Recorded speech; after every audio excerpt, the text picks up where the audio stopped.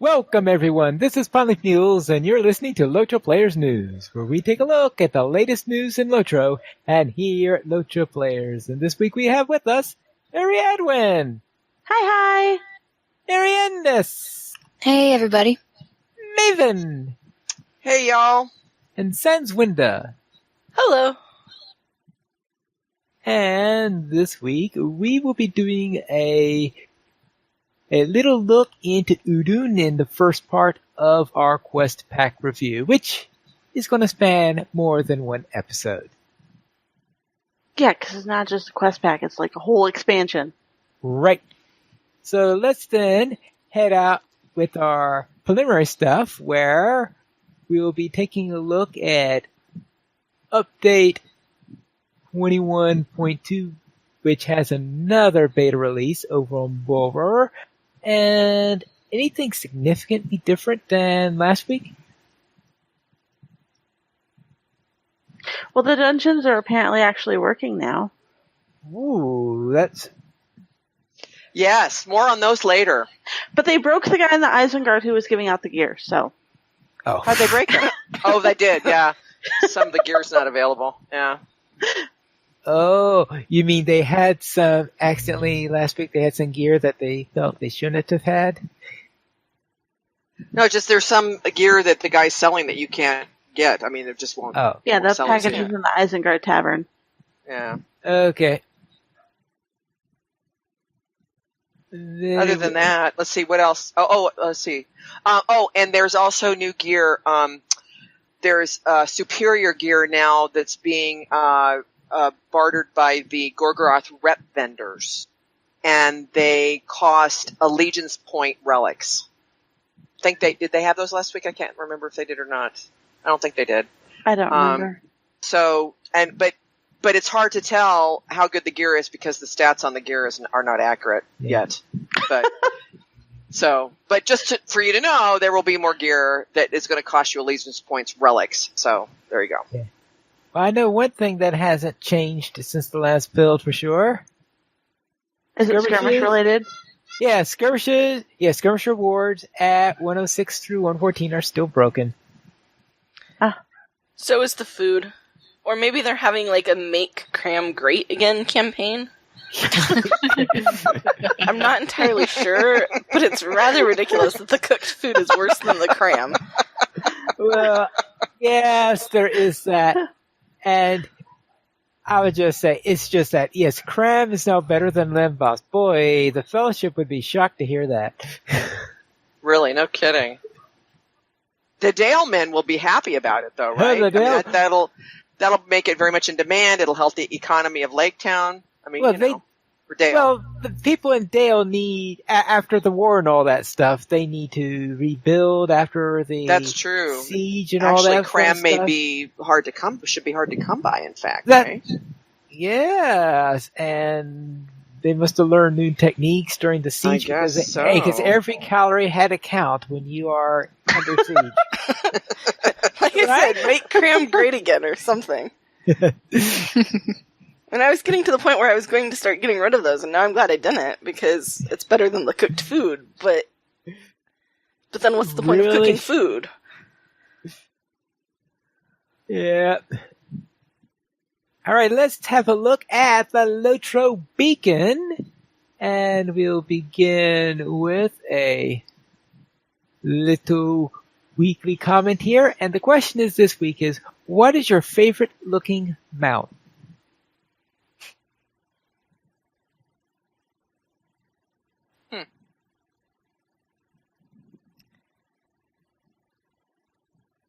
Oh, yeah, one of mine is basically a mini Shadowfax with the fluffy feet and the fluffy tail. So it's all white, and it looks like a little mini me of Shadowfax. And then the other one is this one on War Steed. I combined the herbalist gear. I think the halter and the tail with the Elisar's host comparison, and that looks really nice. So, but other than that, I think my favorite maybe regular steeds is the red skeleton horse. Is pretty fun. Red skeleton horse is always fun. Yeah. I think of Drac every time I ride mine. Poor Drat. And of course, we all have them, right? All of us have red skeleton steeds. Yeah. Maybe not Arendis. Arendis might not. I don't know if I count though, because I haven't. She will. You know. She will. She will. Well, let's see. If I have I one, think it's on a I think character you I need to never be on the used. other side of Moria before you start getting those in loot boxes. Well, there you go. That's So- the point there. So once well, once not she gets through necessarily. Moria, we need to all send her that we get. Yeah. Yeah. The very first loot box I ever got had a pick 'em out box in it. Oh god. I thought that was what the loot boxes had in all of them. I actually got a red skeleton steed the first time before they did the pick 'em out boxes. In fact, if I have a red skeleton steed on any character, then it would have been before pick 'em out boxes because I don't think I ever. Yeah, I don't think chose it it's on the pick mount 'em I out. would have picked out of a pick 'em out box. Actually, Right. It was not the first mount I picked out of my pick 'em out box. I got a Steed of the Duskwatch, I believe. In fact, that's what I normally pick when I get one. It's probably a Duskwatch. my favorite mount in the game is the one that we're not allowed to have yet, which is the Swan Knight steed. Just saying. They've even got it animated, moving around right there on the Pelennor fields, taunting you. And I gotta say, the Snow Beast, my Bjorn, pretty odd. It seems Really? right Oh, yeah. for a Bjorning to ride a Snow Beast steed. Oh, yeah. I really like the Steed of the Citadel. Yeah, that's a neat one. I didn't discover it classy. until I'd Yeah. upgraded a character, but I pretty much like, and I know this is in a way for me now almost a starter steed on thing. Is Steed of the Eldar. I really like the look of that. Mm-hmm. It's a nice neutral look. It's really It is easy a to nice, make an yeah. outfit that coordinates with it. Oh yes, I have a lot of outfits that go well with it. Also, the And, yeah. new one that's the Steed of the Alliance or whatever, that we got with the Mordor package. I like that one too. I'm kind of partial to the Mordor horse, actually. My Ariad Burglar is eventually going to have an outfit that matches the Mordor steed. Which one, the Ash Plain or The Ash Plains, the Yeah. all black one. I have a couple. The ones who I have that wear black. Yes, that one, the Ash Plains one goes well with the mothers. My evil queen on Maven rides that horse. I've seen this response in a couple of places, but a couple people are saying, well, since we got to Mordor, Mount Doom is my favorite mount. Oh my god. So, yeah, people are loving the puns. Ooh. That's because I know how much I dislike them. They're doing it just to spite you, Terry. Very well, and our screenshot of the week shows the broken bridge that was connecting Barad-dûr with the Samath Nar, and it looks like it's going to be very difficult to get between those two places from now on. Even if we discounted the fact that the Barad-dûr has pretty much collapsed, and the Samath Nar, I'm sure, is not exactly in the greatest shape either. That's a really cool shot. Yeah. Mhm. I don't know why, but I mentally started singing London Bridge is Falling Down. Except substitute Mordor Bridge for London Bridge. Mordor Bridge is Falling Down.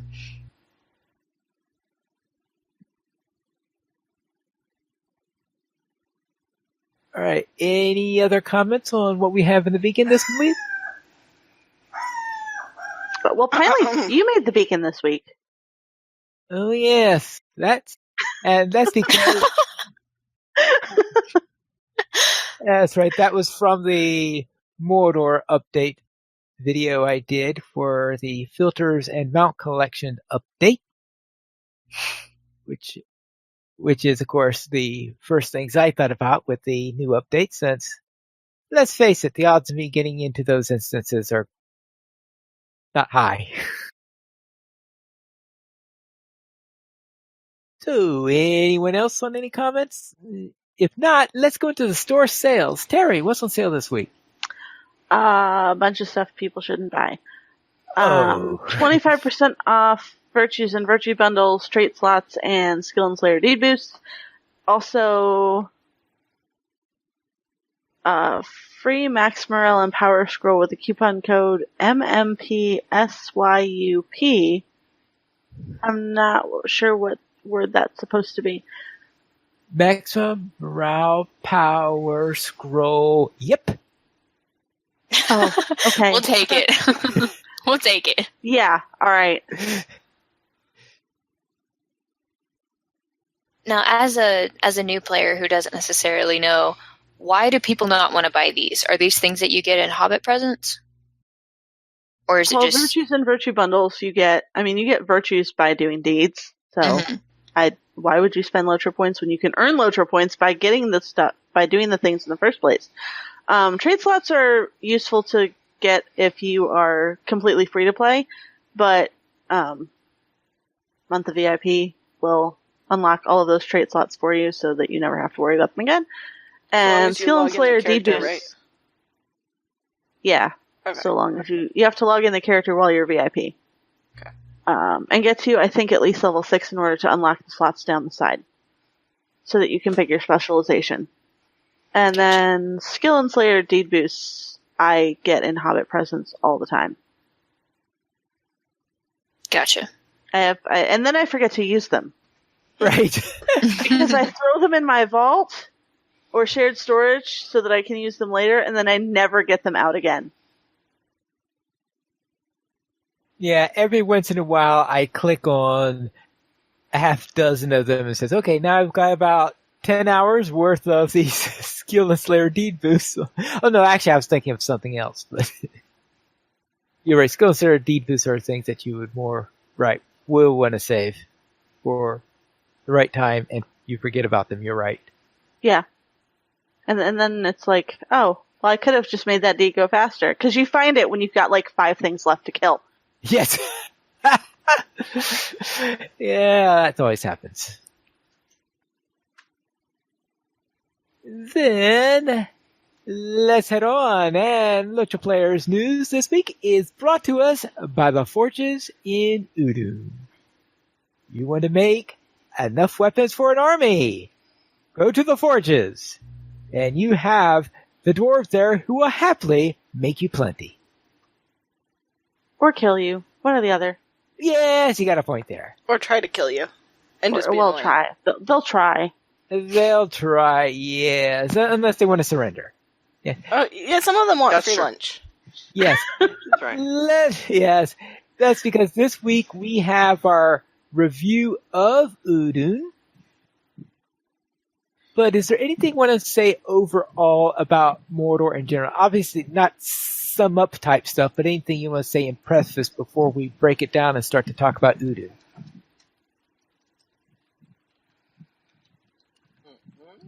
Then, I don't think so. all right. I think then. we've kind of already covered most of that stuff. Yeah, we probably covered it in earlier episodes, but just say that there are several major areas within them, and the first of these is Udun, which is a really the beginning zone. Probably the best way to describe it was said by Chance Thomas when he was giving us a little bit of a tease back when he was talking about his process in writing music for the Lord of the Rings Online, where he had these notes and he described Udun as an industrial hellscape. Right. And that sums it up because can you think of a better description of Udun?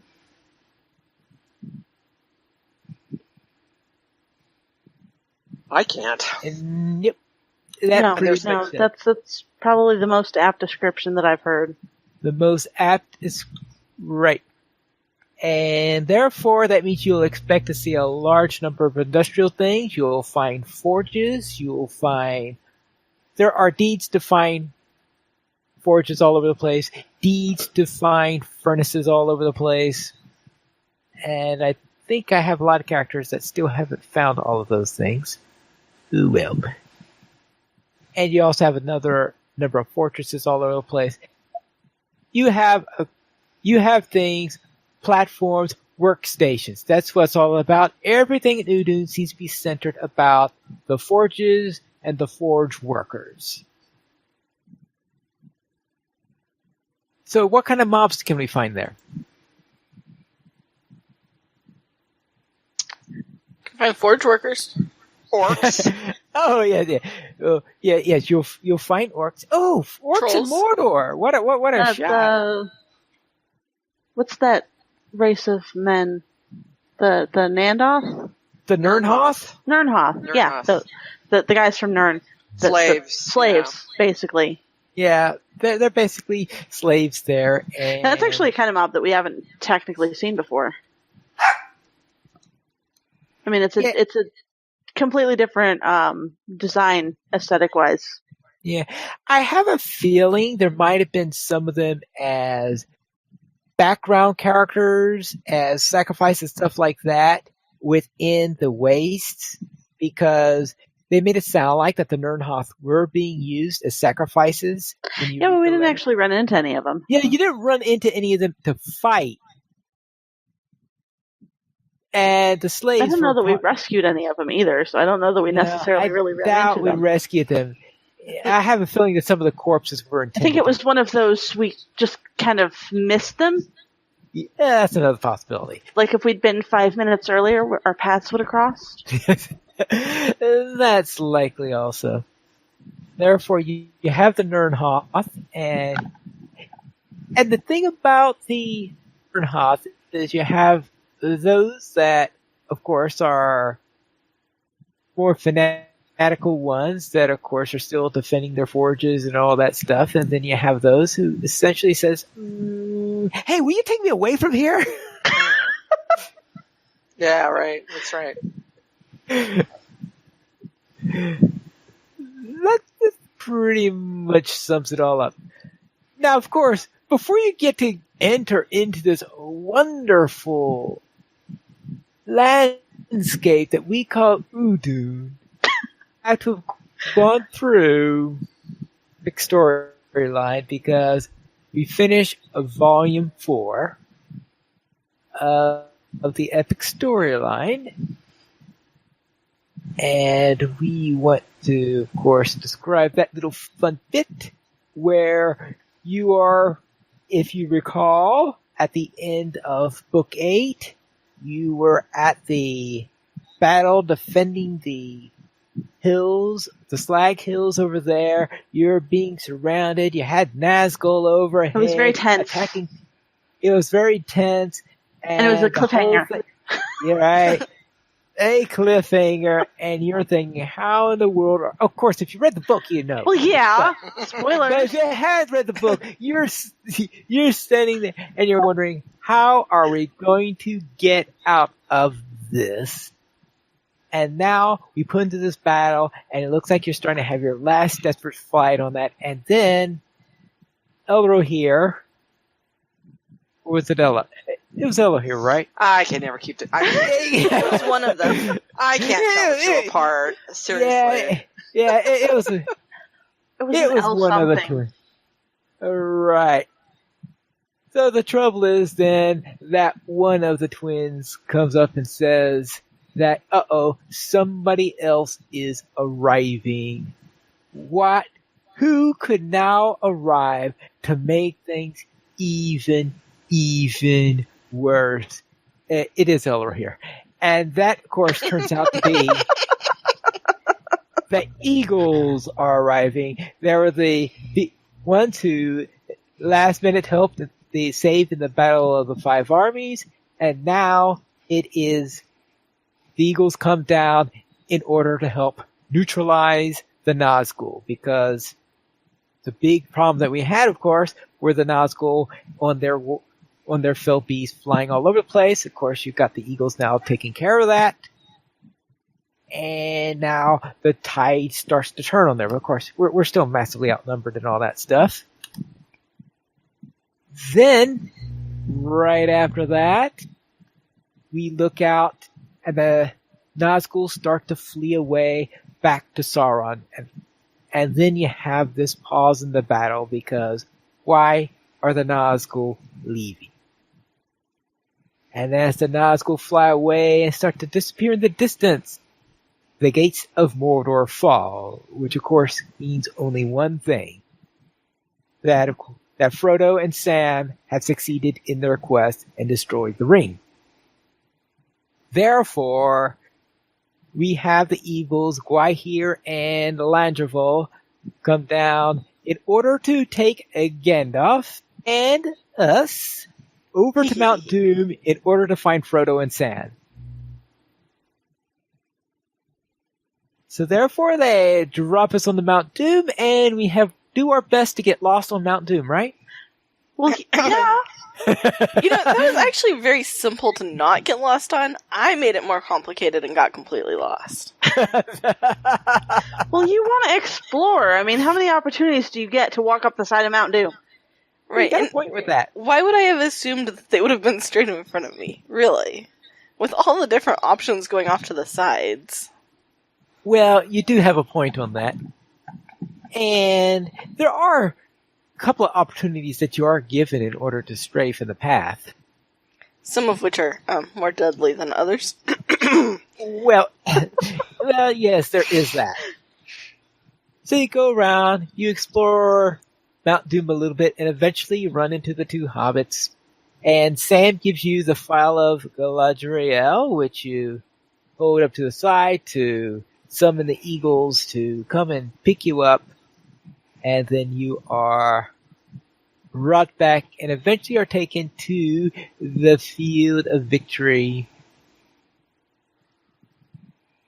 where everybody's celebrating on the Fields of Carmallin, right? Because this is now, time has passed actually, because let's face it, before this point, things were moving at such a rapid pace. You do something like a book of the epic story is maybe... One does not simply fly out of Mordor. Right, one does not simply fly out of Mordor. So we're on the Field of Carmallin, and it is quite a number of days afterwards when Frodo has finally woken back up after his ordeal. Because let's face it, if you've been going through Mordor for a week in there with poisoned lungs and walking all there trying to dodge orcs and all the other stuff that's happened to them, then yeah, you will likely be quite tired and want a nice long sleep.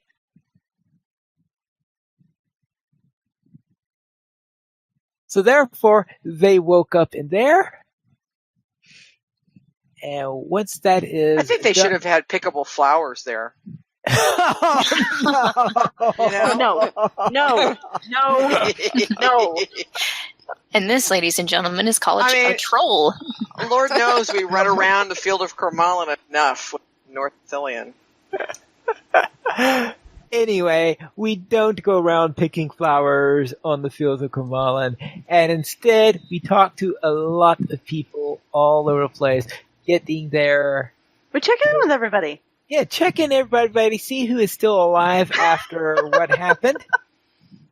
Well, because there are one or two people that did not make it all the way through. And of course, we are told that we have an important decision to make. What inn will we have the drinks with the Rangers? Hey, did any Oh, of you that's right. I know they don't actually ask you in-game to actually select an inn, but does anyone have any preferences to what because they recommended because of pricing reasons the Forsaken Inn, but I don't know. I have a feeling It was the fact that it was Candice's favorite that might sway me. I think it was Candice's favorite because it was the one he was closest to. Well, I'm pretty yeah. sure that would be the only reason. Yeah, because no other reason would anyone select I'm thinking the inn. bar hopping in Minas Tirith. Yeah, I was thinking the Mumakin Keep. I'd love to hang there, and we do target practice. Retell our victories. Yeah. Oh, yeah. Or that's the other thing is we could go at. Actually, that would be another thing is to go up to what was it? Where were the guys hanging out? What was his name? The Sarnut guy. Oh, the guys, the three Mary soldiers Swan? that you. Barry Swan. Yeah, in their memory, or at least in his memory, go up there and tell stories like they did. That's a possibility. I'm How about I'm the- down for the Mary Swan. Yeah, I mean, for Terry, it was like having Dol Amroth in Minas Tirith. Yeah, it was. It's not- I was thinking maybe they have the halfling so they could actually have a halfling there. There you go. Well, obviously, here's the thing. Obviously, Minas Tirith pub crawl. That's Yeah. true. you just have to do it. I mean, Starting why at the pick the first tier. Swan? Right. Well, yes. And after all of that, we then have to go and take our little trip with Frodo, or actually speak to Frodo, because Mithrandir sends us to speak with Frodo and distracting Sam for a little while, as he could do so, so that we could ask Frodo what exactly happened at Mount Doom, because we really weren't exactly given too many details of yet. So therefore, we talk to Frodo, and then Frodo tells us what happened in there. And we this get the is- most awesome session play in the game. Oh. Well, actually, I think there's one in Ingress that may top that, but Yeah. Oh my gosh. Yeah. but we haven't that'll be 2 reviews from now. Yeah. And Terry's gonna But- really like that one too. But yes, you're right. This is an awesome one where you take on the role of a certain Schmeagol, and actually, or I should say Gollum, because Schmeagol is pretty much dead at this point. And this is actually a scene that I've, of course, have been anticipating for a long time, and for some reason, I've always been picturing this scene. Every single time I've ever pictured this scene, I picture it the way it's in the book, and that is from the point of view of Sam. So this is I that's just cool. did not contemplate the possibility of them doing it from the point of view of Schmeagol, but that is what they did. So therefore, you get to be right up close and personal next to the ring when it gets destroyed. Boy, no kidding, huh? I And thought it was great. I I loved it. yes. The biggest failure or failure from the point of view of the person doing the emote of the dance emote. La la la la.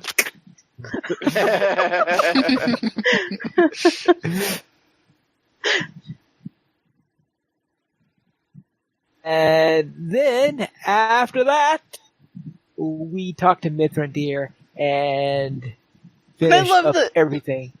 I love What? that Frodo's like, almost like Mithrandir's wasting my time. And Mithrandir's like, oh, yeah, I totally was. Oh, Sam. Or was it Sam. Sam? Yeah. Yeah. Sam. Yeah, I just love that Gandalf totally admitted it. Well, yeah, he sort of hedged there for a moment, but yeah. Yeah, distracting Sam so that we could talk to Frodo. And Frodo then agreeing that, yes, he will write the story down, which, of course, if he didn't do it, then we wouldn't have a book. And after that, we speak with Aragorn, and then finally we get our quest reward for Volume 4, which I have to admit is one of the more interesting quest rewards I have seen. Oh yeah, definitely. Definitely. And it works with other emotes, by the way. So you can put it on and then do other emotes. Oh, that's good. And of course, there have been a number of times where I'm sure that we've all had our occasions where we didn't realize someone was using the emote.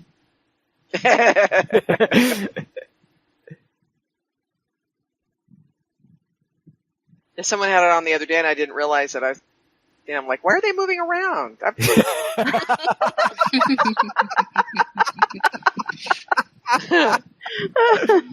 Oh, boy. But I tried it with the toast emote. It was great. What, SOS and Toast? Yeah. Oh, I so It gotta was- try it now. It was funny. It was fun. And that concludes Volume 4 of the Epic Storyline. And the Epic Storyline is going on hiatus for a while. But it is not going to be there is still going to be some epic stuff because there is the Black Book of Mordor, and we are going to cover this with the zones that are there because a lot of them overlap with some of the zone regions because the book 1 is pretty much in Udun. So I figured we could handle. Well, actually, it's chapter 1 is what they officially call it, but because the chapters have parts on them, it almost feels like that those subparts are chapters and these are books. So sometimes you almost tempted to call it book 1 instead of chapter 1, even though officially it's chapter 1. I think they should have called it maybe paragraph 1, or page 1, or page 2, or paragraph 1. Oh, we have enough pages. Okay. Excellent point. Okay, you got me there. So therefore, we will go into the Black Book. Before we do that, I want to know: does anyone have any comments about Volume 4 overall? Before we go into the Black Book, Volume 4 is my favorite volume in the entire epic story. Yeah, it's awesome. That whole, that whole winding up of I thought they did a really awesome job. And the battle and the eagles. Was incredible. Oh my goodness. Yeah. Great. Yeah. I just wish that there were 3 fewer epic battles, but that's beside the point.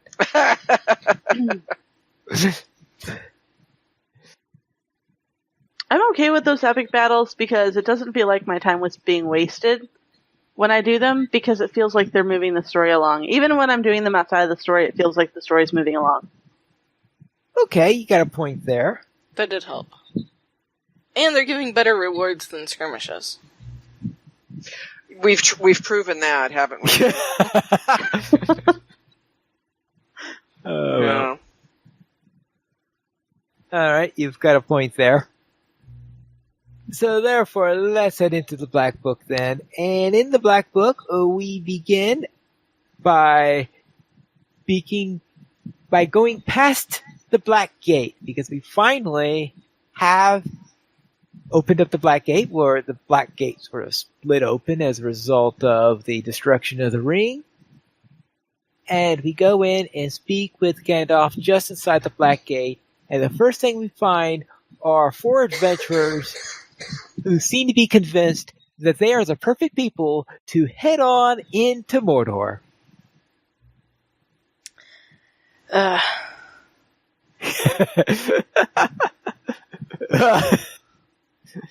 They should know better.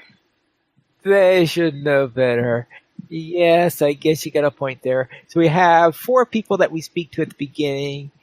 One of them is wanting to go and find out what happened exactly to a particular fortress there, which one of his ancestors was the last survivor of when the fortress fell to Mordor. He's the only guy that I actually want to help. He seemed to have the best cause. And most rational response. Yeah. And we also had the soldier who wanted to go in and gain treasure. Why? Why? Why would you think that there's treasure in Mordor? There's so much evil coming out of there for years and years and years and years and years. Why would you think that there's treasure there? Well, there was Sauron is not a dragon. There was that one really beautiful gold ring once upon a time, so maybe people just overlooked the part that it was evil and would wraithify you and stuff, you know? Yeah. It's just a bad rationale, however you cut it, but... Just why? Yeah. Why? All right. Every time I talk to that guy, I'm like, this is a bad idea. This is a really, really terrible idea. The third one we have is a scholar who thinks that, ooh, this is where we'll find the most interesting information. Her idea is equally terrible. Yep. You're only saying that because she sent you to dig through ashes. Right after saying that scholars do that. And No, she I'm totally saying was not actually doing that. I'm saying that because her introduction, she tells you she's one of the scholars that was in Minas Tirith when you brought back the head of the fell beast that you cut off of the rest of the critter, which I also thought was a really terrible idea. Though that was Gandalf's idea, wasn't it? It was Gandalf's idea, Yes, and it was a Gandalf's terrible one. idea. Actually, I believe it was a request from the Lore Hall. Oh, you're And right. I think it Gandalf was. decided to agree to And do yeah, it was still a bad idea. Still. Anyway, she showed up. Anyway, yes, she showed up and was there. I in think order Terry's to- reaction when she met her and read that part of the story was like, "This is not going to end well." Oh, yeah, but especially this line from her. Thank you for the warning. Very useful Yeah. things to have warnings. Folk are always giving me warnings at some reason or another. I think it makes them feel better. I think it makes them feel better. Yeah, yeah, Wow. yeah. Yeah. Oh, No boy. self-awareness there. There's No, a whole lot of what is wrong with you when I talk to her. Yeah. And then the final one of them is a high elf that was present during the Battle of the Final Alliance, and in fact, you run into her in the high elf opening instance. Okay, you constantly run into her during the high elf opening instance. And so therefore, she's around, and she essentially is wanting to look for proof that Sauron is actually dead because she doesn't believe a word of it.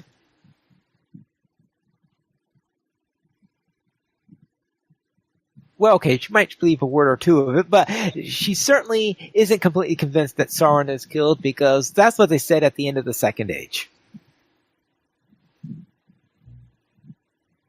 So, Which is decent reasoning, but I'm not sure how she plans to determine whether or not he's really gone.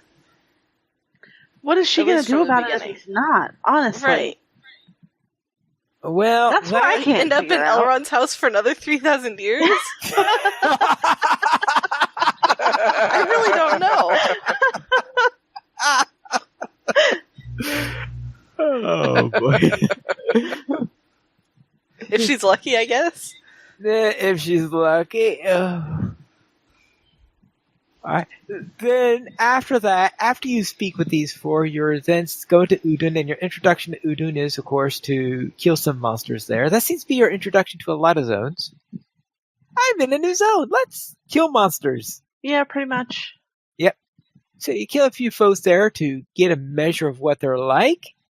And then you're told to search Udun for the Forges of Mornar, where you are to link up with the treasure hunter, with Anath. And what Anath tells you, actually no, not Anath, with Frogrin. Let me not get them mixed up. And when you go to speak with Frogrin, you go into the forges, you find the forges, and of course he's looking for treasure.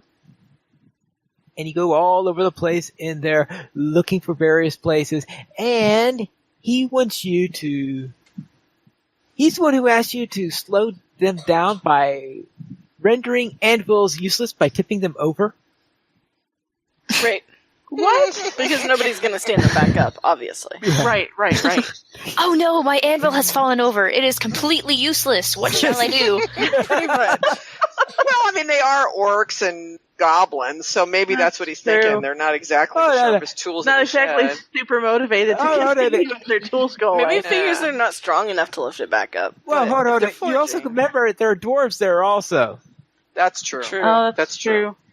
And dwarves have a little bit more intelligence than orcs have. That's true. And probably a lot more experience with anvils. Probably. Yes, most likely. And let's face it, at the very worst, if they weren't strong enough to lift it up, they could summon a troll to help them. True. That's true, because there's one wandering all over the place there. Right. Can you see this conversation happen? Like, guys, we need some help. The anvil has fallen over. I don't know what to do. We can't tell the boss. The anvil has We gotta fallen. fix The it. anvil has fallen. And it's Get like, the okay, overseer. someone get the troll. Someone get the troll. We got to get this fixed before somebody sees it. Hurry up! You know, where's the troll? I think he's on lunch break. Oh crud! What are we gonna do? Okay, someone stand in front of it and act like there's nothing there. You know, like you can just.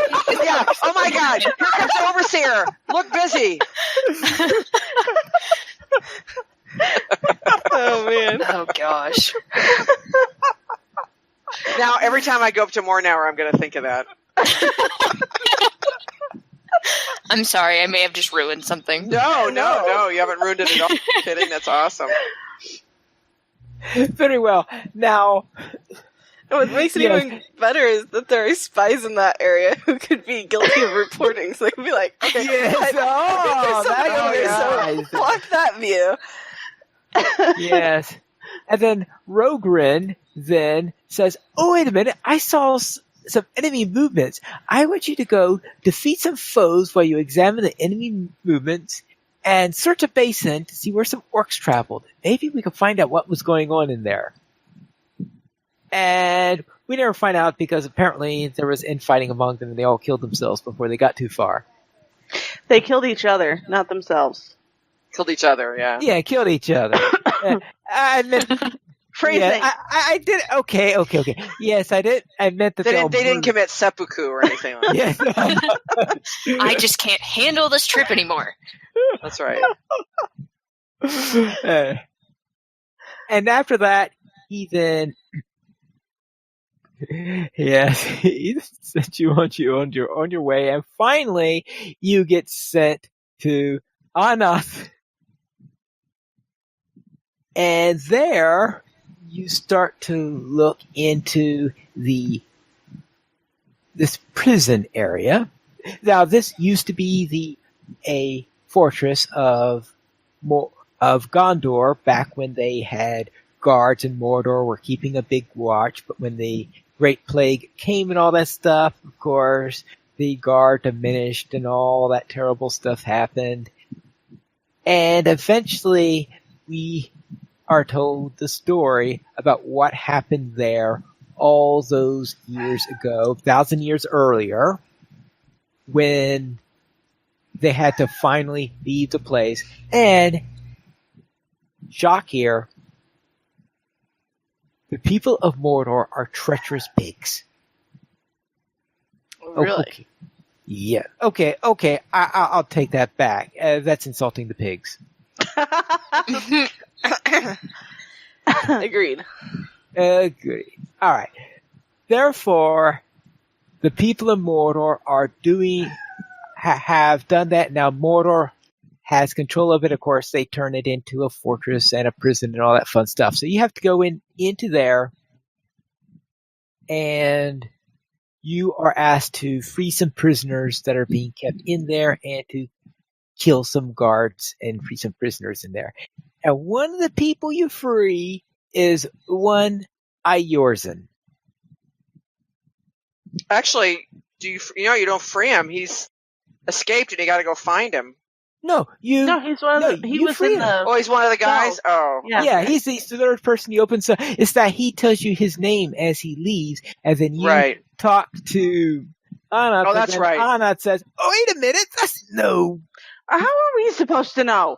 Yeah, how are we? I know, really. He's in a cell. How's I supposed to know that he was a commander on the That's enemy? That he right. got imprisoned because he was thinking, hey, the Witch King is dead. Maybe it's time for us to just, But yeah, so he got imprisoned and his command was given to someone else and all that fun stuff. So that was all nice and funny. And then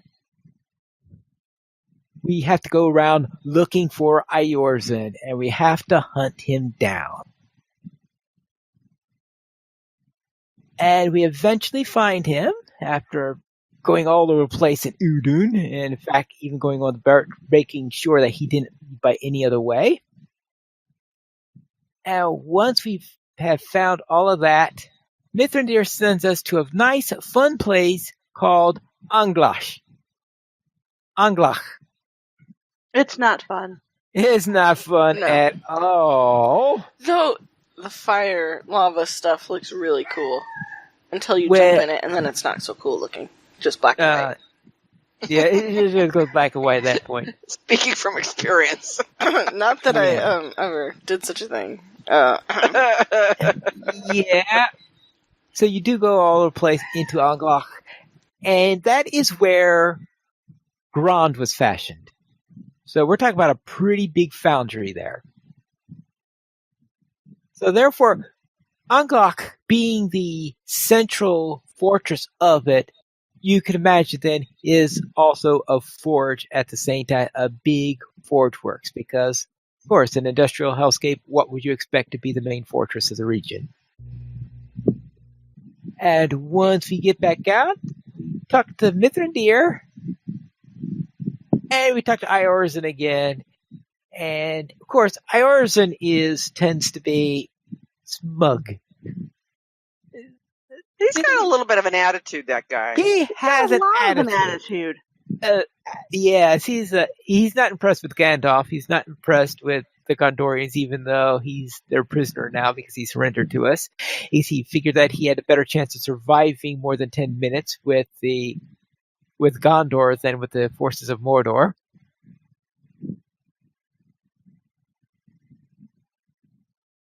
So therefore, yeah, he gives you all laughing and all that stuff. And eventually, he then tries to decide what are we going to do with Iorzan.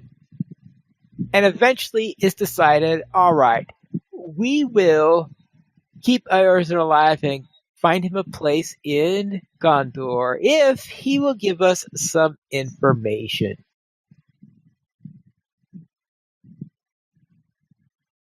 And that is pretty much how things are, because all that he tells us so far, though, are to talk to 3 of the fugitives that are getting ready to leave, these Nernhoth that are trying to get out of there, and ask him, all right, say these 3 names to them and see what they mean. And now you'll know why I think it's all not over yet. And we say those 3 names, of course, to them, and they say, oh, these are the most terrible people you ever heard of, because one of them is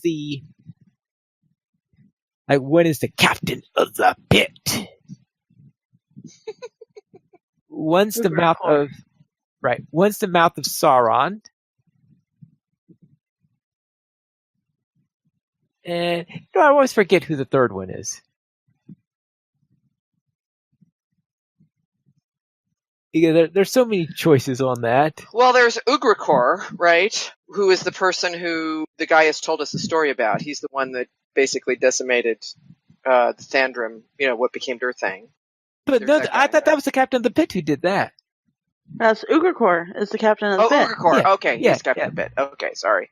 Yeah. Did he talk? I can't remember. Did he talk about Dulgobeth? That's the mouth of Sauron, right? Yeah, that's Yeah. about the Sauron. That was the second of them. Wasn't there a female one Yeah, third was that a you're not female supposed one. to summon or speak her name too loudly because she might hear and Is come? it Laerneth? Is it Laerneth or is it No, it's not Laren. I'm wondering if it's the Flame Maiden? Yeah, that's why I'm thinking it's the Flame Maiden. Because Urudani. yeah, because Yeah, I last think time I it heard is. the name, I wasn't sure whether it was the Flame Yeah. Maiden or if it was an alternative name for Shelob or what. Yeah, Urudani. Yeah, okay, That's it's probably Eridani then. Yeah, so we Okay. don't know who these people really. We know who Ugricore is at this point, right?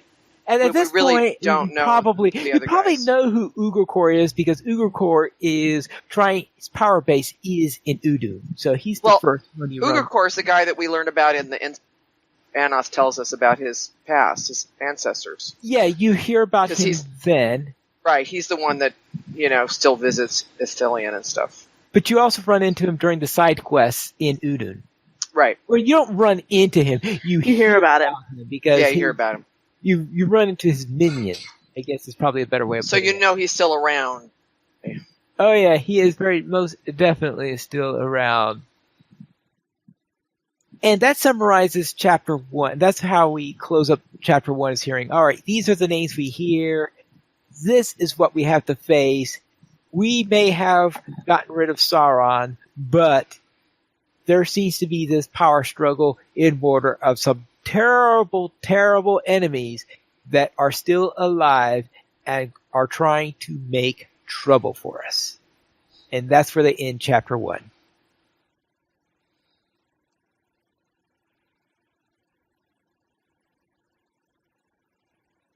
Right. Anything else you want to say about the Black Book? Because I think we sort of dissected it pretty much during that little discussion. Nope. That's All right. So how about favorite side quests? Because we had several of them, of course, in Udun, sending us all over the place. Each area that they send us to, of course, also has some quests tied into it. I think my favorite was getting the pants, just because it was fun to talk about. Just because it was fun to say, pants! we're gonna go get our pants now. Come on, guys, we gotta go get our pants. What?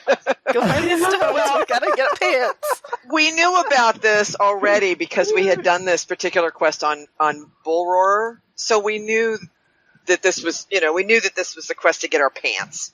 It's like, each quest gives you an item or a piece of different jewelry piece of gear. for the new And it Gorgoroth was gear. like, Yeah. oh, this is our pants! Remember. Yeah, this is for our pants. We're getting our pants now. Yeah, that's what new memories. And Some of you may it's- not remember what piece they give you, or it's already obsolete. But the pants are usually a major upgrade when you Yeah. Right. get them. Especially when you get them from a fire grim. I was saying there was a fire grim involved, which is always fun to fight a fire grim. Well, a grim of any so you sort. know the I pants think- are dry. I think I liked the the Lost Captain quest. It was interesting to me. I'm sorry we didn't. He's somebody I was wishing we'd see more of. Actually, I was expecting him to sort of turn up, later, but he hasn't so far. Well, I don't think it would have been in the original, because I had heard that the quest ended slightly differently. It did in Bull In Roarer. Bull He Roarer. turned on you. Yeah, he turned on you, which actually had its own sort of completion. I mean, that made sense. But when I saw that they had changed it in the release, then I was thinking, well, maybe why would they change it? Maybe they changed it because he's going to show up again. But he never. He So didn't we hasn't have, so like, far. a funeral type ceremony, but he was not dead last time I saw him. Right, he's not dead, and I think they know he's not dead. But you do have a memorial service. Well, yes, Anyway, so Yeah, we know, and he's unaccounted for basically still. right. He Well, is. when you go missing in Mordor, the odds of you showing back up are not all that good. Well, we have some other unaccounted for folks in other regions too. So I'm still got my fingers crossed that those unaccounted for folks will show up later in later stories as they release more stuff. Right. Now, one of the things about that about the two quests, you see, of course, they're in the same area because they're both the Anak quests. Right. Is that very often I find myself doing those relatively early in the zone, but it looks like based on how they have it in the Black Book, sounds like they were intending it to be relatively late in the zone. Because Really? because it's practically near the end of the Black Book. But the when you first come to Udun Foothold, Oh, yeah, that's the first thing you practically do is you talk to that's the the first captain. quest you end up with.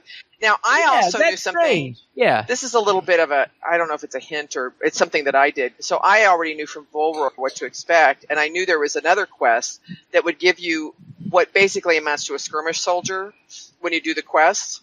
And so what I did when I first went into Mordor was I did that quest chain first.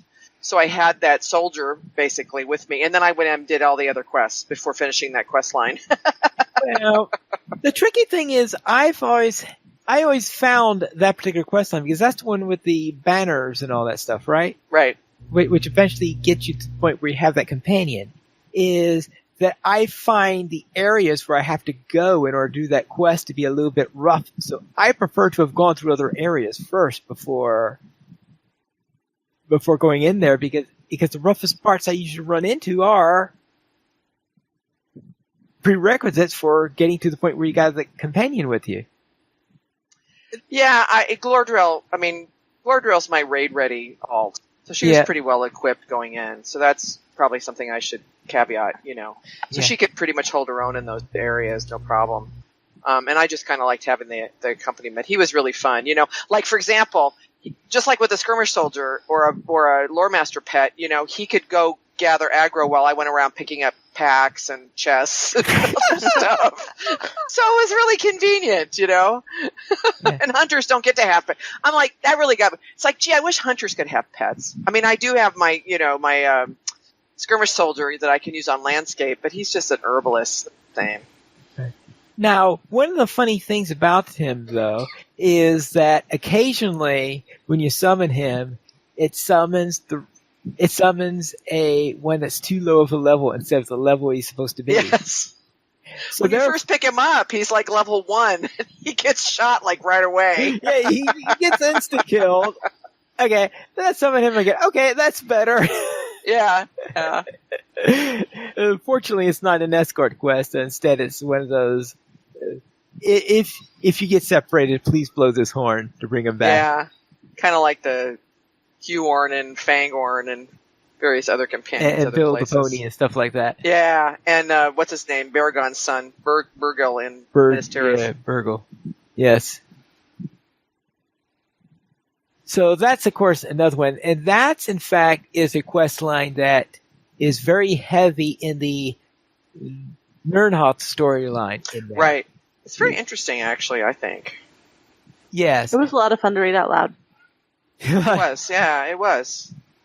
It was, yeah. Look, I remember doing the final instance to that, though, on Bull Roar, and oh, boy. Yeah. They toned it down a little bit, fortunately. Well, both of those instances, the captain instance and that instance in Bull Roar, really hard. I know that Terry and Sans can definitely attest to the captain one in Bull Roar. Yeah. So after as hard as I fought on Bull Roar for that, I was almost disappointed when it was. You were disappointed. Much you were all ready. I know. Me too. I was like already. I'm like, okay, I have my strategy down. I know I'm going to work this. And then it's just like, and then that it was over. Easy. And I was like, oh, okay. I know. So those are the three biggest. Oh, okay, I should say two of them. The one with the captain and the one with the Nernhoth are the two biggest quest trains. I was about to say those were the three biggest ones, but the one with the pants was just a side quest inside. Was a short down at the bottom of. I think you needed 4 stones and then defeat a Grim. Yeah, 4 stones. Yeah. And Grim. As you do. Typical stuff to get pants. Typical.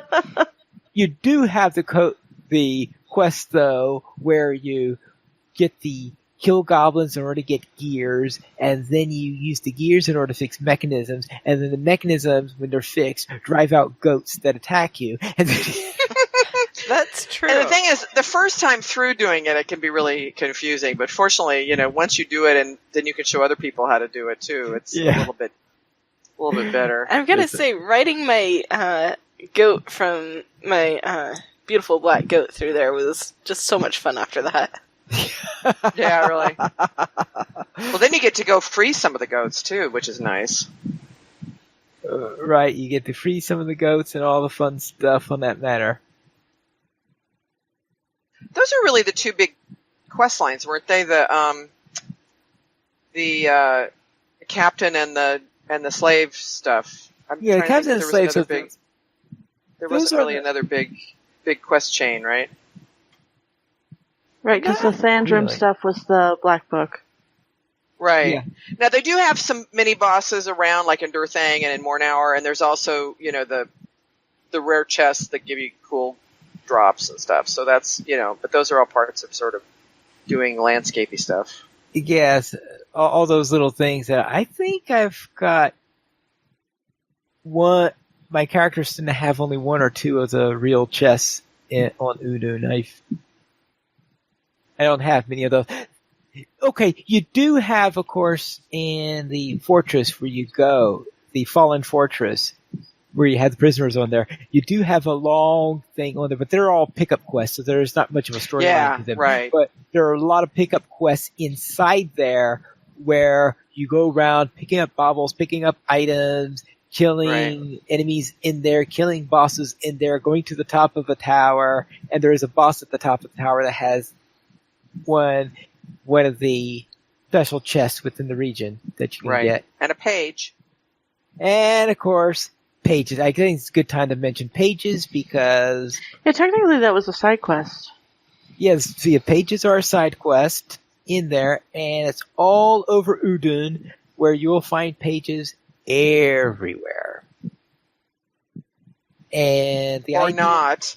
It's like, I have one page left. Ah! At least they're numbered, though.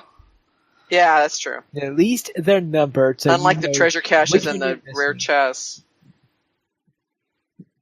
Yeah, I'm not even bothering to find all the caches and the rare chests.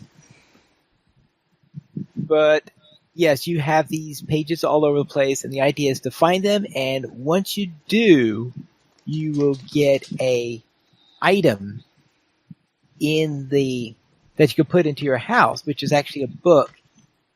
And you can put that book somewhere in your house, and you interact with it, and it'll play back all of the lore that's in there. And what it does is it gives you some history of the region you're in. It's really cool. And narrated by someone, like, from that region, or someone... Yeah. In other words, it's not like Bilbo or Frodo reading that. It's definitely some Mordor person reading it, which is pretty cool. Well, not necessarily Mordor, because I think the Udun one is done by an elf who had studied the area during the I Second think so, Age. yeah. Oh, is it? Okay, I guess Yeah. I'm thinking about the other ones. Because the other ones, like Dora Marth, is definitely by an Mordor person. Yeah. And so therefore you collect them all, and then you talk to someone, and then you get to decide. The Gotta other catch thing, them all. They're like Pokemon.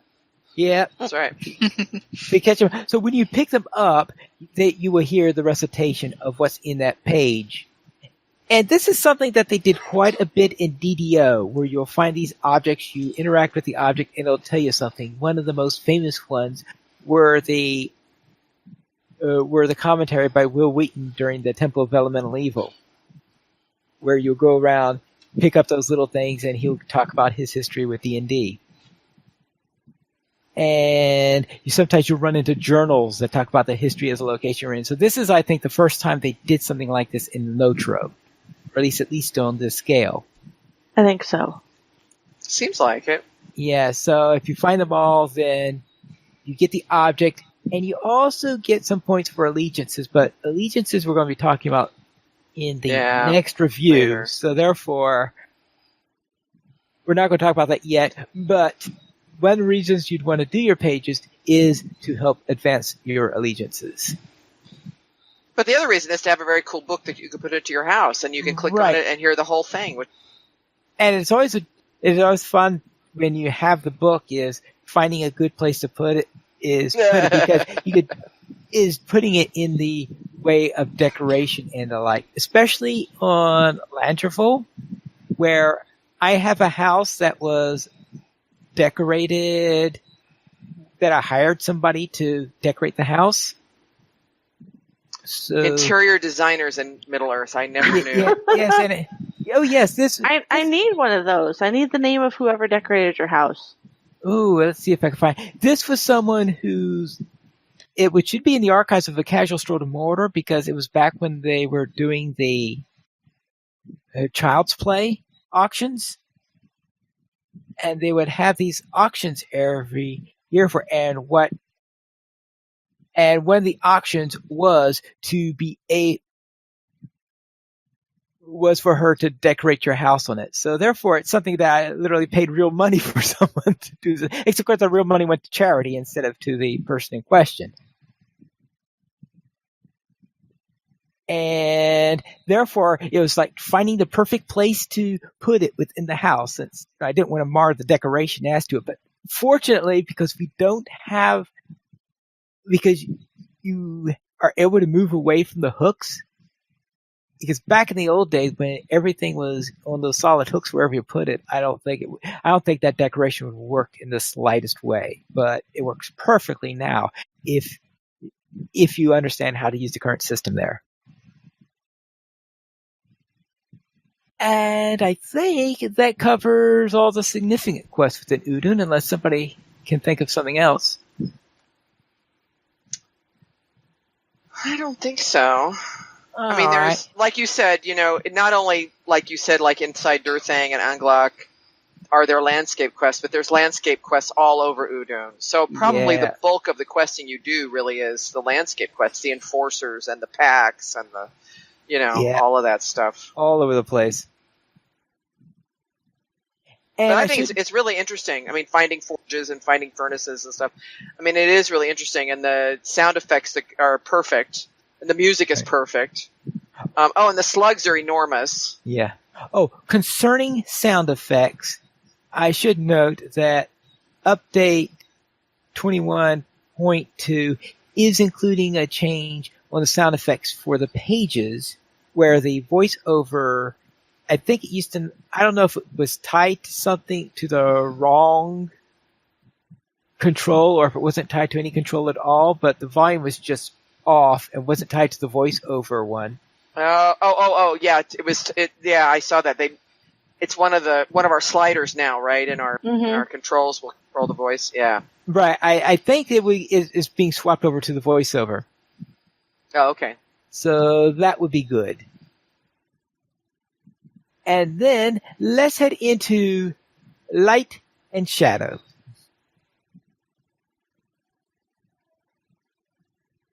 Or I'm sure there's somebody out there who's calling it Radiance 2.0. Probably. Yeah. I didn't have to deal with Radiance 2.1, so. Yeah. What light and shadow is that certain parts of Mordor are, well, let us just say shadow has sort of like residual shadow, right? Residual shadow. I guess that's a good way of It's putting like an extra powerful dread sort of thing. Right. It just sticks with you. And literally.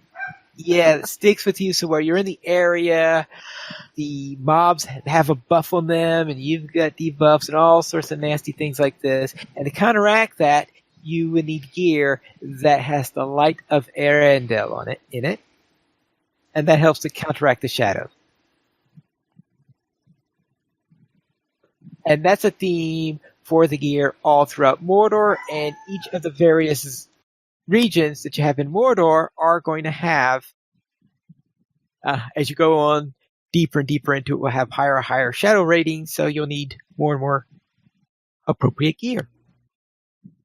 Now, fortunately, at the beginning of Udun, there's not much shadow. They have some shadow right at the camp, and I think it's there just so that you could view your equipment and know how much shadow and light you have.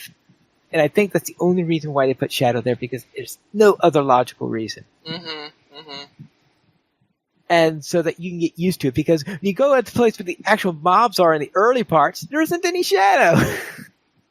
Until you go it's kind of an deeper introduction. Yeah. Yeah, but when you start to go into the real nasty places of the signature parts, you start to get shadow levels of 20 and stuff like that. So here's how you can tell. Here's how you can really see the shadow. If you got the Mordor package, or you have a buddy who got the Mordor package, and they've got their Mordor in their house, take like a level 6 character through that door. And you will see the shadow. It swirls around the alts like for about 5 seconds until you die. Until you die, right? Well, you can stay alive quite a bit longer than that. A whole hour if you hide in the right places. She speaks from experience. Yes, I was not the one who did this. Now, I remember in Bulwer, that's one of the things I did back in Bulwer, is that I took the door to where the door takes you, but we'll discuss that location next week. But I went from there, took a horse to Udun, and I spent quite a lot of time in Udun, all over the place. And this is while we had a dev in the area who was doing things like summoning a Marthiel. And fortunately, Terry Adwin was there in order to kill a Marthiel so that I wouldn't get killed. Because, yeah, mobs do have a tendency to smell your blood and come towards you. Well, she was an unkillable Amarthiel, but I managed to yell at her and get her attention. Yeah, you got her attention, please. We got her down to 1 health point pretty fast. She just didn't die. Well, yeah, that's the problem with the Marthiel is that the Marthiel wasn't exactly the highest level enemy that we've ever encountered. Yeah, she was back in level 50 is when we encountered her. Right. Anything else about Light and Shadow?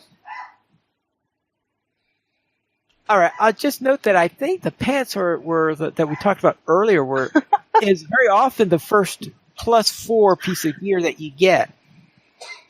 They were good pants. Unless you get a lucky drop. Yeah, the good pants. All right. Now, speaking of pants and the like, crafting. And here's where I take a nap. Well, you don't have to take too much of a nap, though, because you can get all the crafting gear you need from the chests, which is really awesome. That's true. Like, there's rescue chests in Mornhour and a few other places where, yeah, there are dangerous mobs around, but you'll get the crafting material for all the different crafting professions. I seem to be getting, like, in other words, you get a bunch of junk that fills up your bag. a ton of Athelian crops. A bunch of junk that fills up your bags. You get a bunch of junk that fills up your bags, but you don't have to go mine each node individually if you don't want to. Which is helpful if you don't have like a high level scholar. For Terry to throw into her filter. Pretty much, probably. Though I have to say, I appreciate when Terry gets them and empties her bag. And yeah, because by mailing, I actually probably won't filter those out because then when I finally get space to where I can open them, I open them all and then I send it to Sans. And at least they don't stick around as unopenable chests, unlike the Gorgoroth Steel Bound loot boxes. Those I'm going to filter. Tons and tons and tons of, and the keys are really expensive or really elusive. Yeah, that really... You start getting the chests in Udun, but well, let's just say I haven't reached the point where you start getting keys, because I think you get them from quest rewards or... Yeah, you get them from your Legion's day, not every day daily, but like 2 days, I think, a week or something. Your Legion's days, and then you can get them in the store, and and the store price is like more than double, I think, what the Sturdy Seal key price is. Yeah. And they don't drop any other place. Sturdy Seal keys will drop, from time to time, just kind of generally, But these things it's rare, don't, but and it drops. It's ridiculous. Yeah. So therefore, so if you start to see these loot boxes from Gorgoroth loot boxes by the side of the road, you could. It's probably not going to be a major problem if you just toss them away. I mean, I want to. I don't even know if there's something cool, but I don't even think you can give them away on the auction house. No, you can't. So therefore, the keys, however, are fetching quite a price on the auction house. Oh yeah. I noticed that. Yeah, sort of one of those things is if you might consider keeping 1 or 2 just in case you ever get a key, but don't keep a ton of them hoping to get a ton of keys. If you get a key, then you can worry about picking up a box. But that's just saying you will be seeing these boxes drop from mobs in there. Don't be overly concerned about keeping them because they're not all that important. But as for crafting they do look similar to the crafting bundles, but the crafting bundles you can just unbundle and they'll stack up to 500. I will say that I did use a number of them on Lordriel, the Gorgoroth loot boxes, and she actually did get some really nice gear drops out of the boxes. So early on, some people were saying don't, because they level up with your level. So if you open them at 115, you get 115 gear. If you open them at 112, you get 112 gear.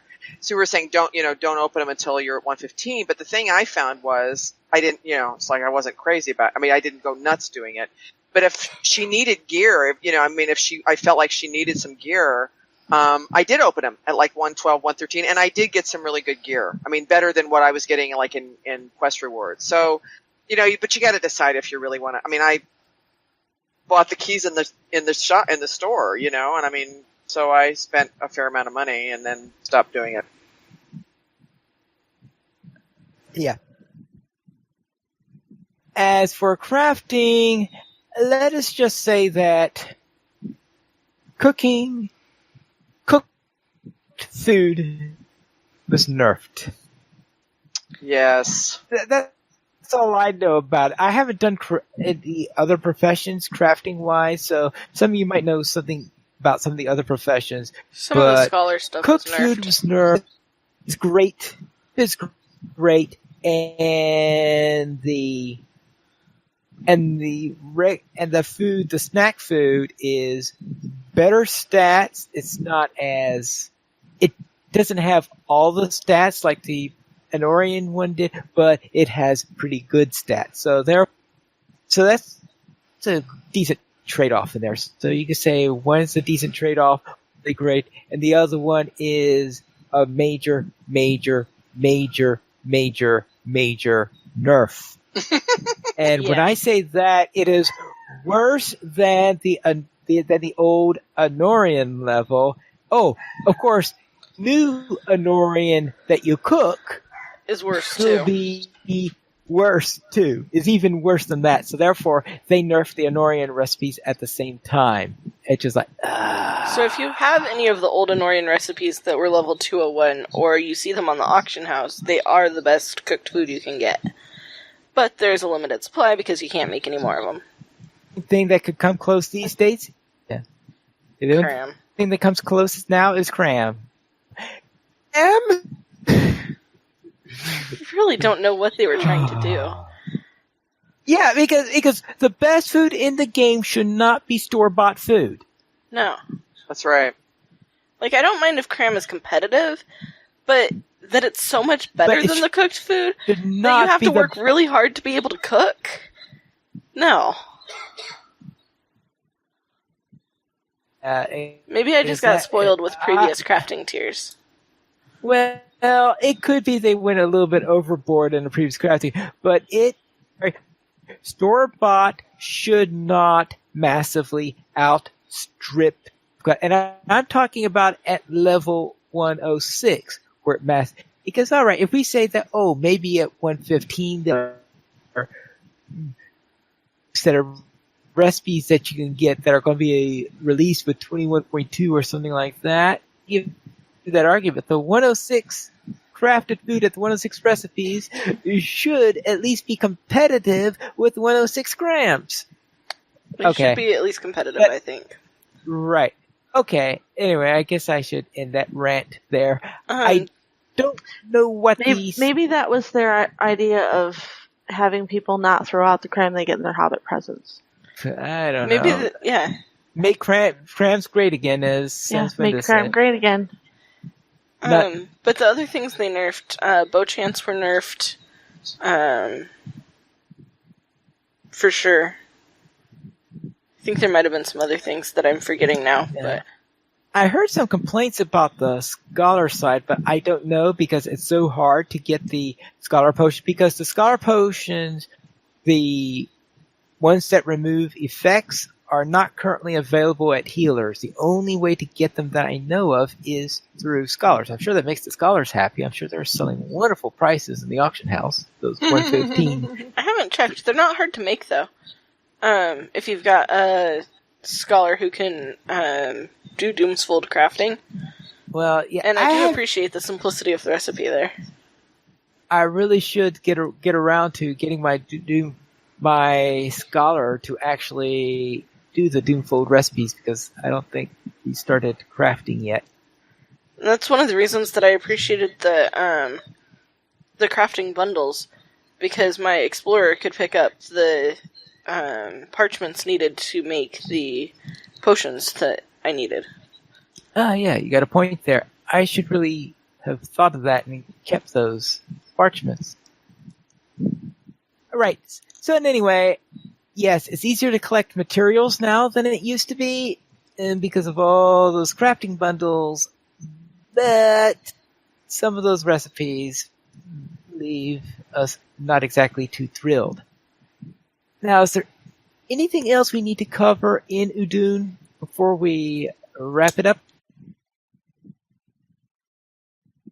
I don't think so. I don't think so. All right. Anyone have a grade that they would like to give Udun? What's the scale? Well, let's give it a... How about our traditional A, B, C, D, E, F?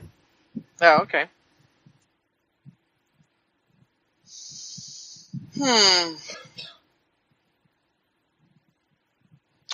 I think I'm super easy. I mean, I give it an A. I've been really Mordor.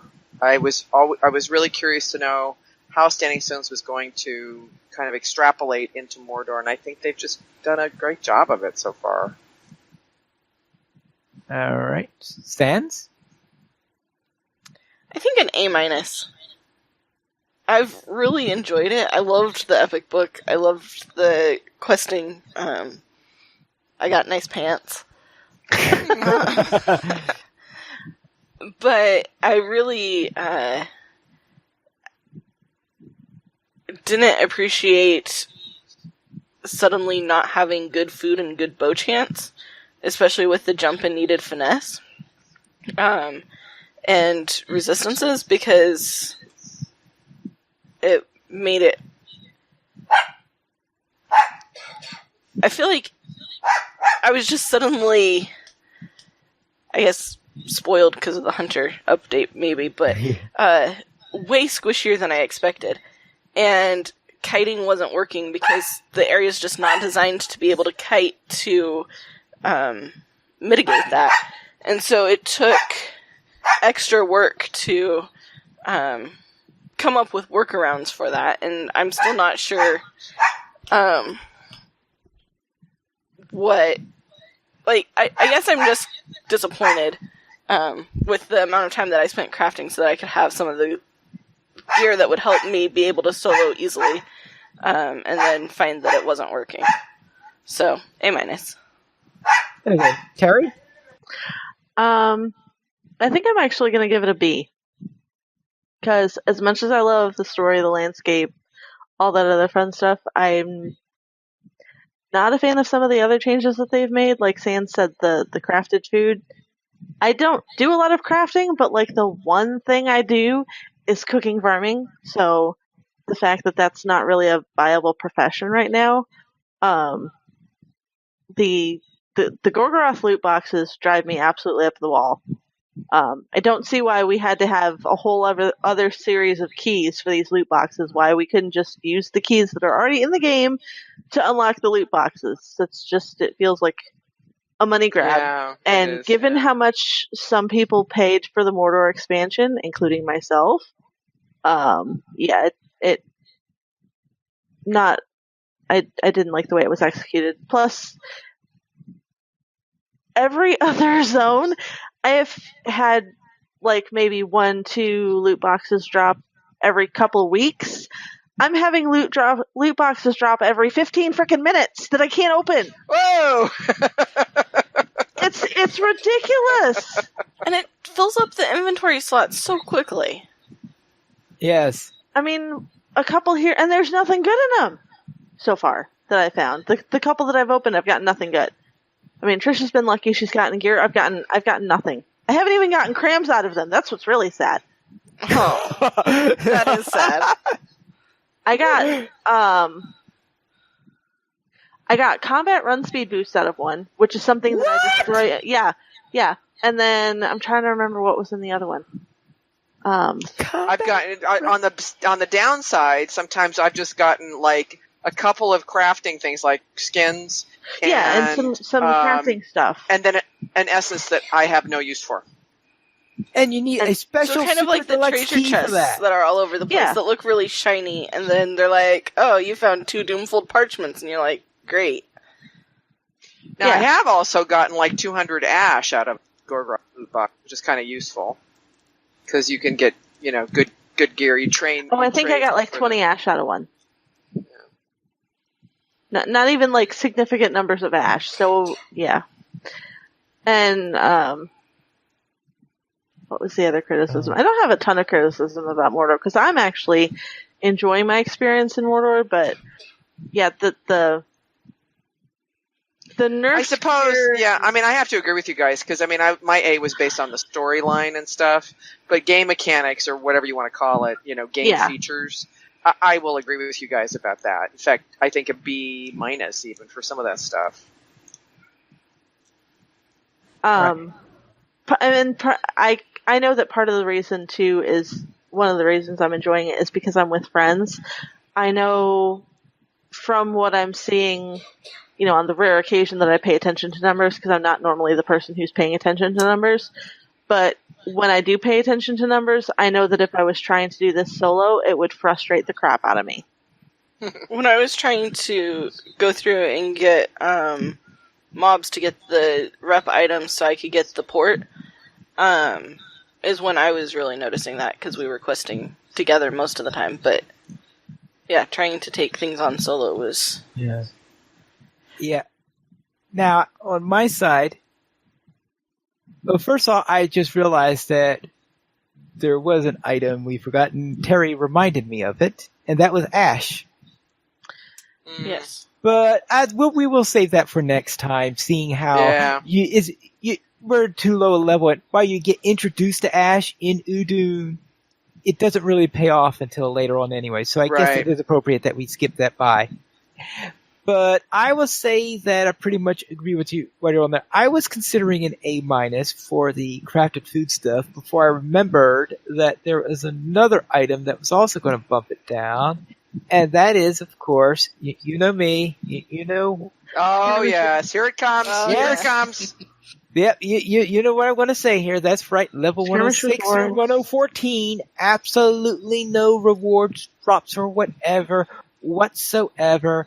That means while you're going along, leveling through there, you get zilcho. No bounties, not even any cheap relics or anything like this. Absolutely nothing. And...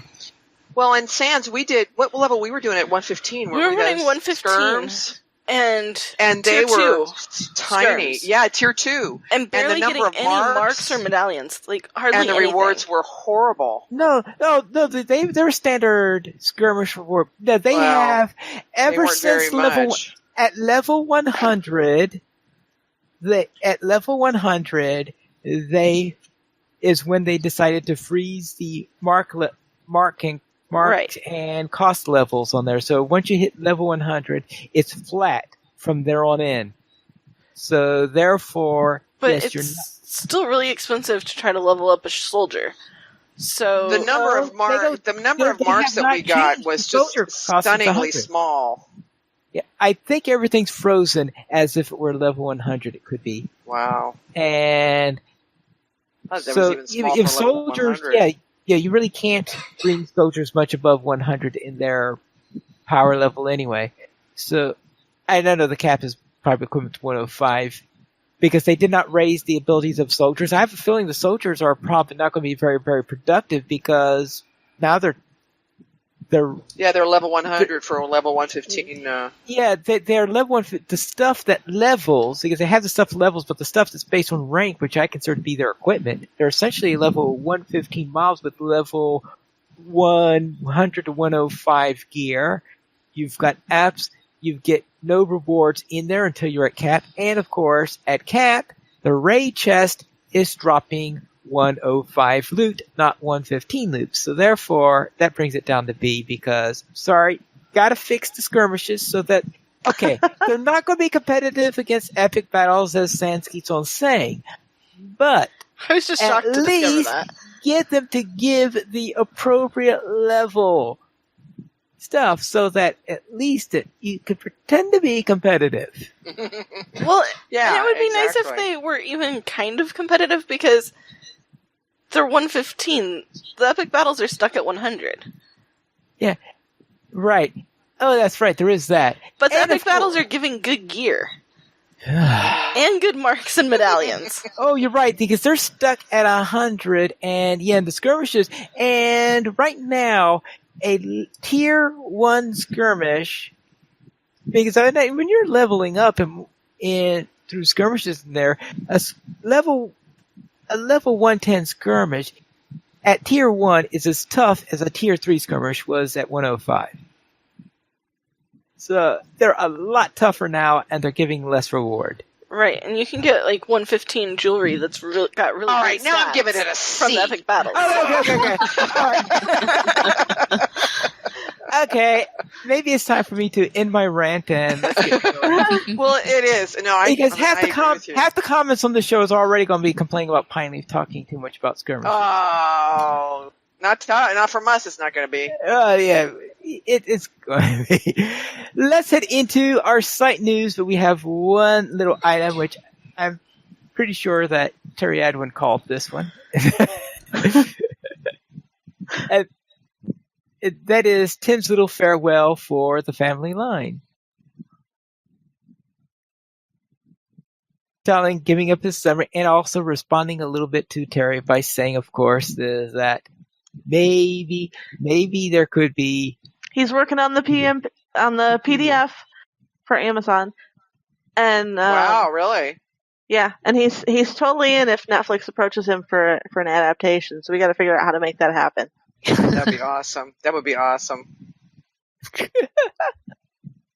Well, there is the question about licenses and stuff like this. Pine Leaf, don't be a dream crusher. Just don't do it. Well, file the numbers off. It'll be fine. Well, there is always that. So therefore, let's head into our new player question. And Ariandis, what's your question this week? Well, this week the question actually comes from Maven. So, Maven, would you like to read it? Okay, or hold on. Let me roll up to where it is here. Okay, here's a new old player question. And it's especially apropos for Pine Leaf and for Terry Adwin, particularly given one of her highlights from this week. How do you keep from burning out? I mean, you guys have so many alts on multiple servers. How do you keep, what's a good, I was noticing, I know the answer to me in terms of my burnout at the moment is don't try to run 3 alts through Mordor back to back. Ooh. But then that, that kind of, I started thinking about it. You guys, Pine Leaf's got like an infinite number of wardens. And I know Terry's got, characters everywhere. It's a finite How do you number of do it? wardens, I'm pretty sure. Feels Yeah. like it's infinite, but Yeah. yeah. But so how do you manage your gameplay in a way that you don't like burn yourself out on the? Variety is Quests the and stuff, spice yeah. of life. Yeah. I guess that's probably it, right?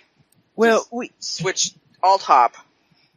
there is one thing, and that is that you'll notice that during field trips, I do not mind playing the low-level stuff with the new people and the kinship and stuff like that. So that helps keep in the variation. Sure. But I do have to admit that there is this potential for burnout because when I was coming into I think my original plan this year was to try to get all of my alts to 115. I think that might even be a stated goal or something like this. But as soon as I saw what Mordor was like and how tough it is to get through and how some of my alts just can't even begin to approach there, I said, the only reason my Berg is able to get as far as it did is because he's doing it with a group. Because there's no way in the world I would have gotten a Berg through their solo. And with all that stuff in there, I know, no, there is no way in the world I'm going to be able to get all my characters anywhere near 115. And it's the reality of this, and I think I would become burned out if I did make the attempt. I would become burned out most easily. Yeah.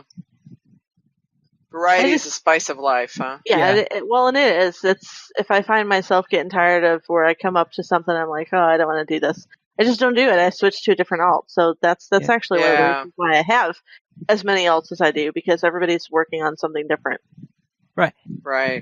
And if somebody wonders why I spend some of my time playing Minecraft instead, Yeah, and then there's always other games. That's true. Other Yeah. games, yes.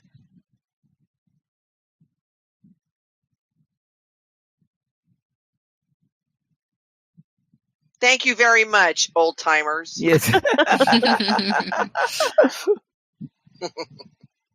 Very well, then let's head into our weekend Lotro. And Terry Adwin, what is it that... Is there something that sparked in your highlights this question? Maybe? I don't know. I missed my Thursday Lotro with everybody this week because I basically forgot that it was Thursday when Thursday was here. So I don't have a Terry highlight for the week. But my Warden Malethriel is level 71 in Dunland. She's still working on Volume 3. Actually having fun going through Dunland again because it's been a little while since I've been back there. Although we have another round of alts that need to go through there at some point. But I love the Volume 3 story. 3 and 4 are really my two favorite volumes. 4, obviously more than 3, but 3 for me is kind of where the story really picks up. I like backtalking and sassing the Rangers, and of course Malethriel is an elf, so there's that too. Because every time they give me a history lesson, I want to lecture them. Because, like, I don't know what you're talking about. I'm older than you are. I'm pretty sure I remember this stuff. Better than you do. Better than you do. Yeah, they're just relating history. I lived it, okay? my high elf is going to be, okay, look, I napped through it. And, I think it's probably the other one. I completed the Baggins' birthday on 4 characters. Oh, wow. On 2 of those characters, I had actually started previously, so it was just a matter of waiting for quest rings to pop. And Baggins' birthday is pretty light anyway, because it's basically just waiting for quest rings to pop. So I read the quest text on one alt. Down with Bears was my designated alt to read all of the quests. So I was reading those all out loud as I was going through them, and I actually screenshotted them too, because I'm hoping to share them with my mother, who I'm pretty sure is not going to do them. And I really want to share the stories with her because they're a lot of fun. And then it was just cycling through. So I would go through on a character and see which rings I was still missing and how many of them were up, and then I would cycle through the other 2 or the other 3, so that it didn't really feel like going through the same content. It was just waiting to see which quest rings were available. So, Erindis, what were you up to this week?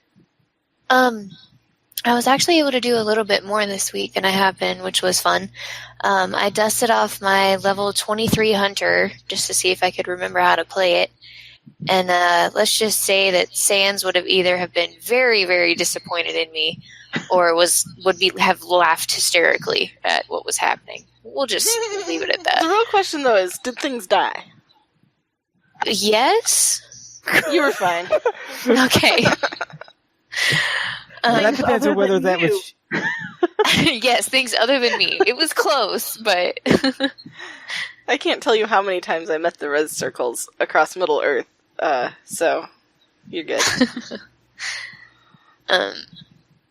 I also created a minstrel just out of curiosity because I've never played the minstrel before. And so far, so good. I think I'm way too entertained by the glowy hands than I should be. The glowy hands are fun, though. That's how you know that your mini is super overpowered. I know, right?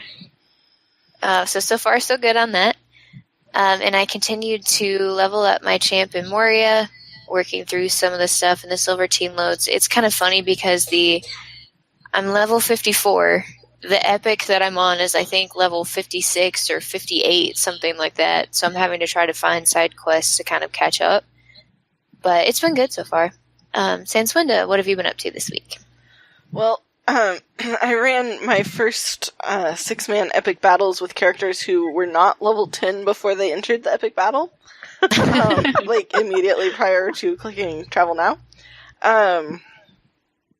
And it was really fun. I was running with Ploy and got to learn a little bit more about the different roles that you can rank up and what they can do, and very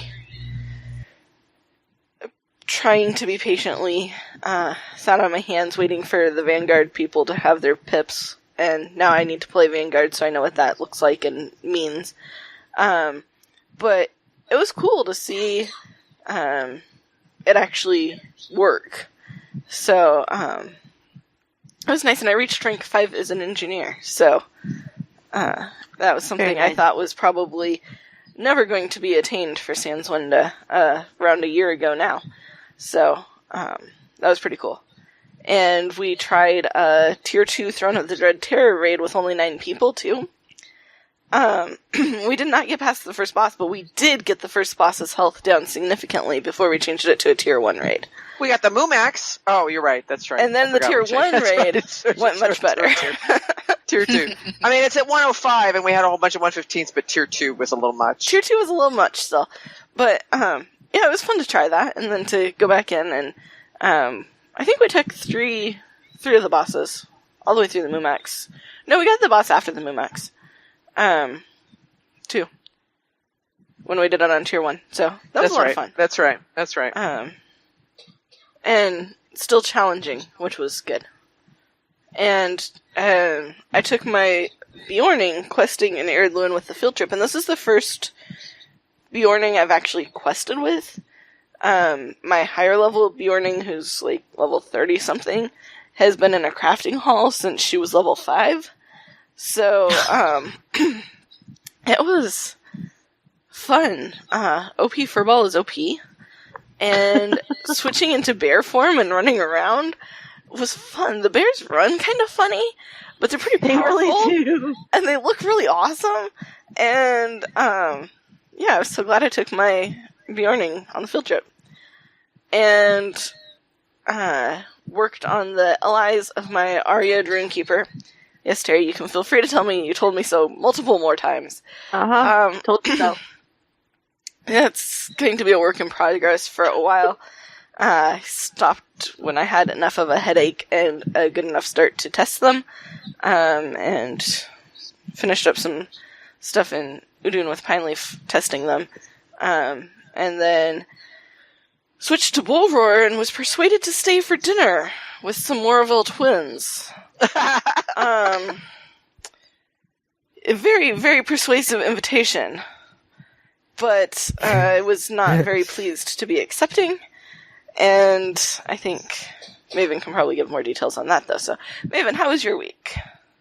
Oh, my goodness. Well, yes, you definitely covered some stuff. Let's see here. So, Glordrill has finished... Glordrill has completed her 4th allegiance, so she now has all 4 allegiances completed, and she got an awesome reward for it. A steel-bound Gorgoroth loot box! Yay! Yay. Not a key? Oh my gosh. Like a stack of keys would have been a great reward. I know. I did get 1 key, but gee whiz, really. I was like, I'm like, oh, thanks a lot. I've been doing deeding and all that kind of stuff too, but I'll report on that when I actually get it completed. But I also went questing with Ploy, like San said several times during the week. The Epic Battles, like she said, was really the outstanding winner of those outings, because it was my first time doing 6-man Epic Battles. So, it changes somewhat. And also the folks at Ploy know how to run those battles. So the strategy, they already knew the strategy, which was cool, because it was like, okay, Glordrill, go do that. Okay, now I need you to go do that. Now put a trap right there. We had the Vanguard, we had the officers in the Vanguards. I mean, everybody had the right rankings and stuff. So it was nice, because not only did they know how to run it, they also had the right rankings. So it made it a much more pleasant experience than most of my Epic Battle. I mean, I think it was probably the first time I ever completed Pelargear. So that was pretty cool. And the cool part is because I'm still working on Tin Fang's LIs, I was able to score 2 crystals from the Stars of Merit that I got from those big battles. So that was really nice. Let's see. And then as Sans reported, we put our toes into the new 3-man. I have to say, and so there's a new book. So there's a whole nother book now that we get to pick up pages for, and I assume that I am betting that the pages are probably split between the 2 instances, because that's how Standing Stone Games rolls. But when you first walk in and to do the, actually in different parts of the I guess it's the book narrator. I can't remember, but there's a narrator. She sounds like Natasha from Rocky and Bullwinkle. It's awesome. It's awesome. So yeah, but we actually learned a lot. I mean, even though we got smushed by the Morval twins, what is it with twin brothers and sisters in Standing Stones in Lotro? I'm telling you. But they're also, we learned some stuff about sort of how to do the beginning when you first come in, and then one of the rooms has some stealth mobs that you got to get cleared out. So and then we learned a lot about the buffs on these first bosses. So that's really interesting. But this is definitely, I think it's similar to like the Black Serpent Pelennor 3-man, where you really kind of need the usual threesome. I think Sans said that, where you need your DPS and your tank and your healer. But it was interesting going in. Phrasing. Yeah, so I'm trying to talk, those of you listening live, I'm trying to talk the girls of Middle Earth into trying the 6-man tomorrow. So we might, come watch us die. Come watch us learn and die and learn and die. And have fun. So, how about you, Pine Leaf? All right. Well, begin with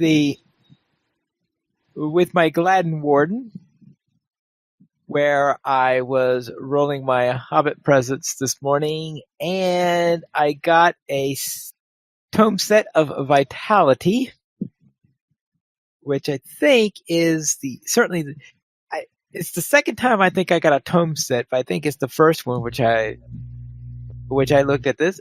Oh, this is immediately useful for the character I rolled it for. So yes, my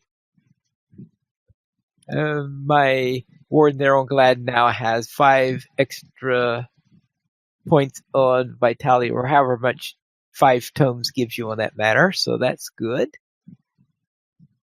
And I would say that between this and that I recently joined a kin there, because I joined a kin the last time that we had the Professor Olsen there. So between those two things, I think it's sort of a message that maybe I should be playing on Gladden a little bit more often. So we'll see about that. And maybe it's time for me to start getting my Gladden Warden start to have a little trip into Mordor, I guess. And then on Landravul, I completed the Udun pages on 2 different characters, thanks to people, well, especially to Sans Winda, and also with a little help from, I think Maven might have helped a little bit on the Thursday one when I was doing it for my burglar. And cool. A little bit. We went into Durthang with you. Okay, yes, that's right. We did go into Durthang, so maybe more You than a had a little bit. 3-person honor guard here. Yeah, You did. players. Well, actually 4. Oh no, we had Colton. That's right, Colton. Right. We had Colton, yeah. Yeah. And then during the field trip, I had 2 little things there. And one is that on Avert a War, I had always been wondering, where is this instance located? Because I never was at the back side of the Dourhan stronghold. That's there. So I was never on the backside of the stronghold because I always entered it from the front. So therefore, I was a bit surprised when Sans, I think, led us to the back. And I was in bear form, and I had some more rage to burn off. Yeah. So I just kept going, and there we were. And there you were. So we went through there.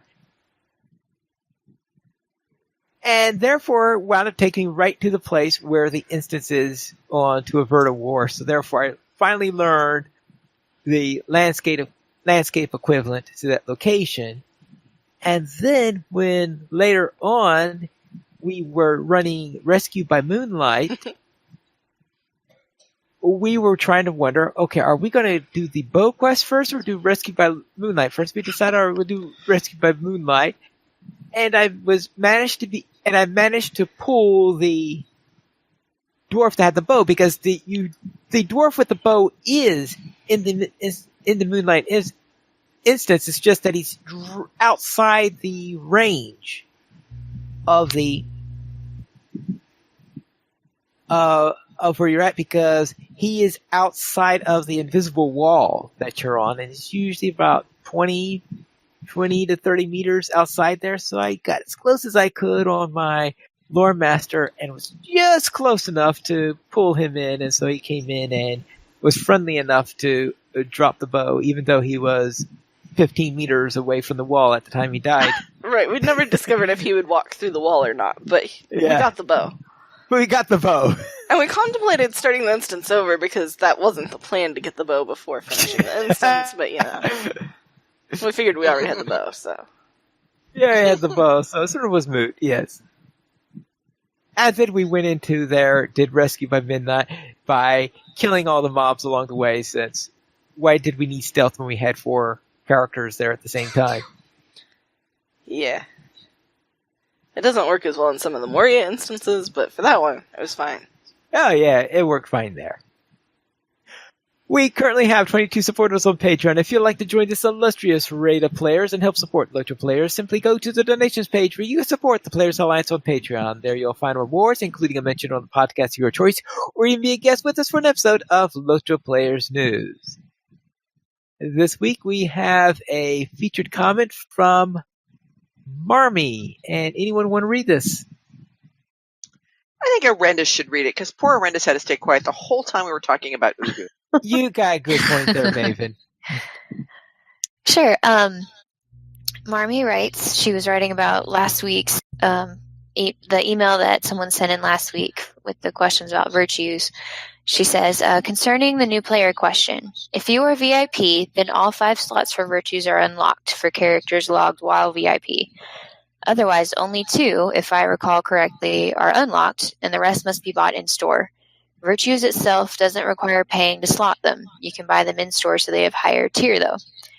As soon as you earn them in-game or buy the virtues, you can slot it, assuming you have a free slot or you replace it with another.